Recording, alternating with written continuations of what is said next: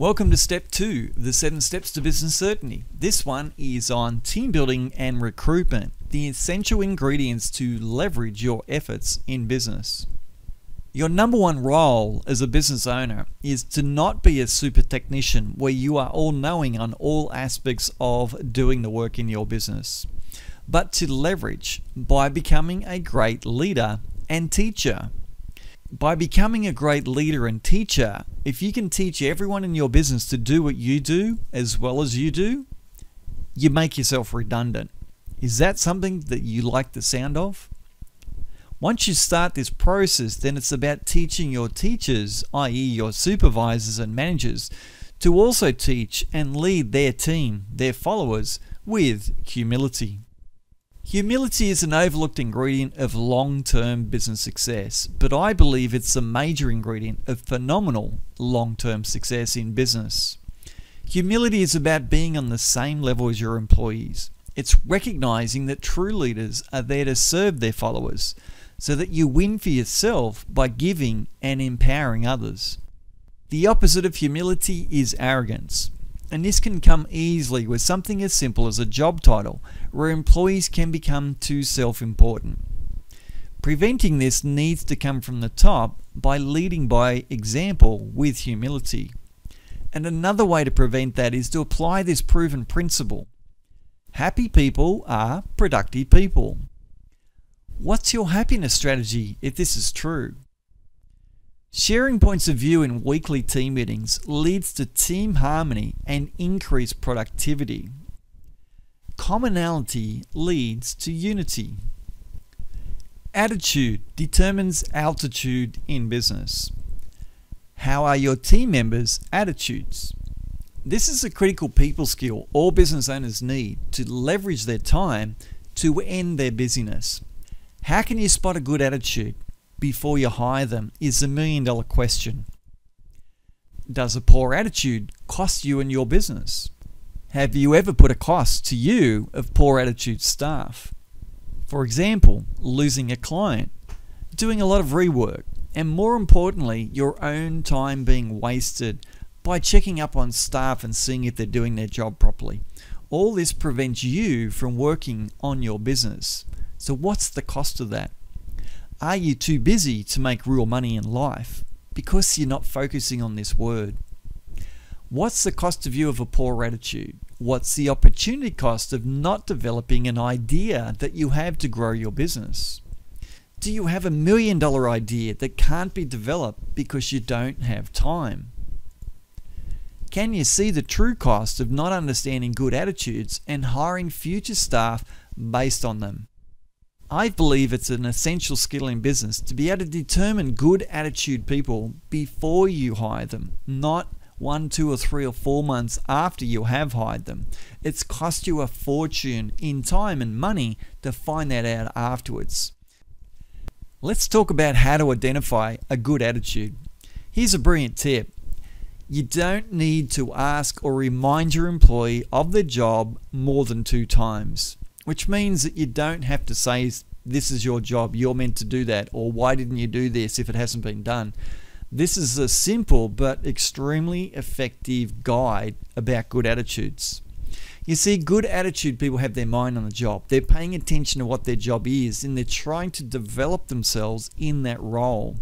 So if you're reminding people that they need to do their job, it means their heart's not really in the position. And that's a sign of their attitude. So this is a very simple rule, but think about people that you may have working for you that you need to do this reminding of. Then think about the people that you never need to remind to do their job. Can you see the difference? Now, from working with a lot of business owners over the years, I've identified that on average 1 in 5 staff have poor attitude and they need constant reminding. So have you got more than 5 employees? If so, do you have a poor attitude? Maybe you have 2 employees that have poor attitudes or more. Again, this has been common for me in my experience and background.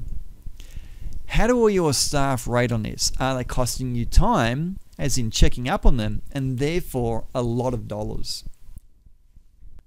How do you free up your time? Spend a lot more time teaching your good attitude staff to do their job, including some of what you do. That's how you can free up your time. If you're not doing the same tasks you're doing now, then someone else must be doing them. The key is, have you identified who that can be, and are you spending that time training them? Leveraging your time through people this way is the key to freeing it up. Slowing down to invest your time this way is how you accelerate your success.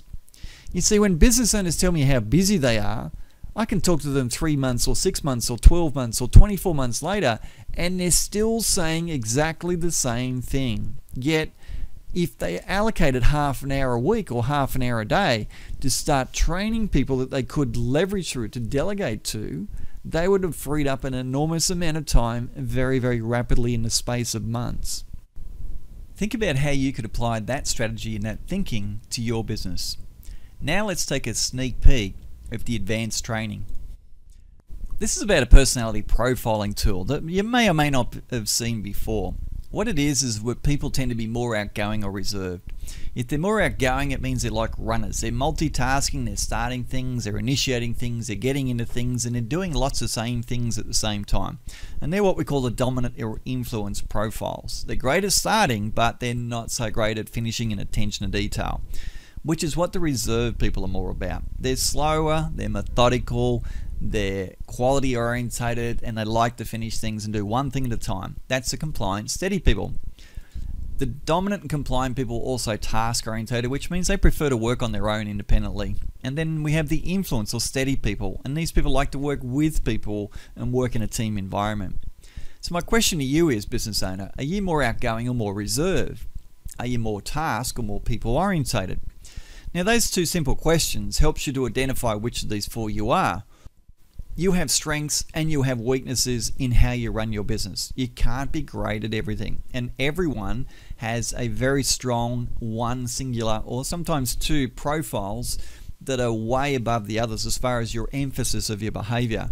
So straight away you have strengths and weaknesses about how you run your business. And this is why in the advanced training, it's not about your industry and it's not about your business, it's about you and how you run your business.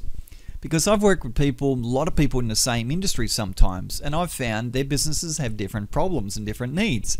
That's because they have different disc profiles running the same business in the same industry, same type of business in the same industry, even similar turnover. They can sometimes have very different challenges. So by looking at your strengths and weaknesses indicated from your disc profile, we can help you to improve your business very, very rapidly, and there's no guesswork in it, because these same problems keep recurring for every disc profile no matter what type of business they're in. Also on this subject, we talked to you about recruitment and putting round pegs in round holes. Each disc profile has a natural aptitude or natural skills of doing some roles. But for most businesses, they're not matched to the role. So they got round pegs in square holes, which stresses out employees and they don't do a good job. Then you waste a whole lot of time checking up on them, supervising and reminding them to do their job, and you're wondering why you keep doing this. The answers are in disc profiles.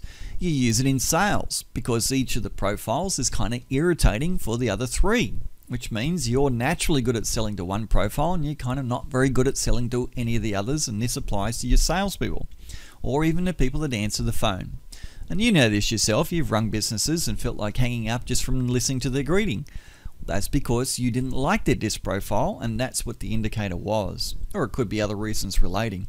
So by teaching this to business owners for leadership, for recruitment, for sales, our clients have commonly increased profits 20%, 50%, 100%, 300%, and one of our best results was an engineering firm that added $400,000 increase in their monthly sales in 30 days.